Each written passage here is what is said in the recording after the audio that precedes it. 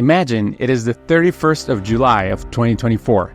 You made it to the final of the Olympics in the 100-meter freestyle, the most prestigious event in swimming. If you win this, you become an instant swimming legend. Imagine you're one of these guys. Choose your character. A world-class swimmer who has a real shot at winning and becoming the swimming king of these Olympics. Kristof Milak, Josh Liendo, Maxime Grousset, Kliment Kolesnikov, Matthew Richards, Jack Alexy, and Alessandro Miresi. The only problem is that you're not even a top 4 favorite to win this event. There are 4 current kings in this event.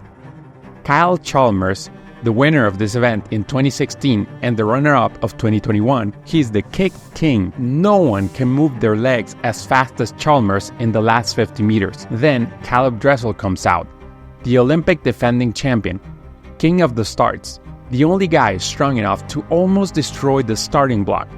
His start is so powerful that most of his competitors are left behind in the first 15 meters of the race. Then the philosopher comes out, David Popovici, the stoic king, the guy who proved that Cesar Cielo's world record was just a mental barrier.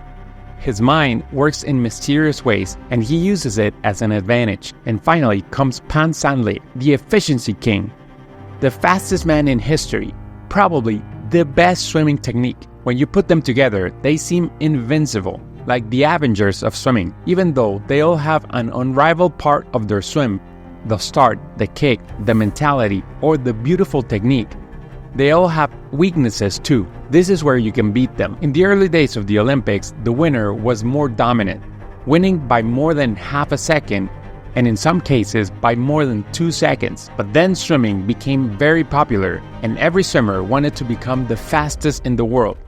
For many years, that meant winning the 100 freestyle until the introduction of the 50 freestyle as an Olympic event in 1988. But people still enjoyed the 100 freestyle more, as indicated by 47% of our audience in this poll. So the margins of the winners got smaller and smaller. Mark Spitz, for example, won by 0.43 of a second.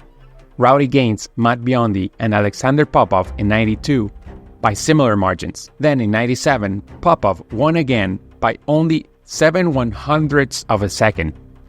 Van der Hoogenven won by 0.39 in 2000 and only 0.06 4 years later. Alain Bernard won by 0.11. Nathan Adrian by the smallest margin possible, 0.01. Kyle Chalmers by 0.22 and Caeleb Dressel by 0.06. These 4 kings have proven to be very fast. To a certain degree, they are very consistent too. But in any given competition, they can swim this event twice and swim 0.1 to 0.6 slower from semifinals or relays to the finals where it matters most. That is less than the average margin of winners. This means that if you're in a final, you have a chance to win because their best times don't matter that much if they're not able to execute them on that day. This is especially true for Pan and Popovici, who have not always delivered their best times under pressure. Ideally, what you want in order to win is to be in lanes 1 or 8. If the 4 kings are in the middle, we know that Pan and Dressel will probably be in front in the first 50, splitting at 22 low. Chalmers and Popovici will be 22 high and at the back of the pack, but they are being carried a little bit by the waves of other swimmers, especially from Pan and Dressel. But Chalmers and Popovici have the mental toughness of pacing at the back and then turning the engine on for the final 50 meters of the race. You probably don't. You don't want to be in the middle of their mind games. You might feel the pressure of going too fast or too slow, and your race will be messed up. Those 4 are either the best openers or the best closers in this event's history. That is why they have won this event on the world stage. What you want is to be 22 mid, just like Alexy or Grousset did in 2023. If you want to be really sneaky and risk it all, go for the outside lanes using the Alexy's method.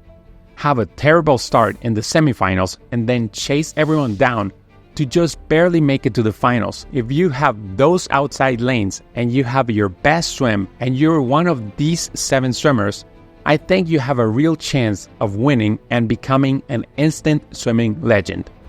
If you're not one of these 7 swimmers, in my biased opinion, your best chance is to watch this video I made next. See you there, swim fast!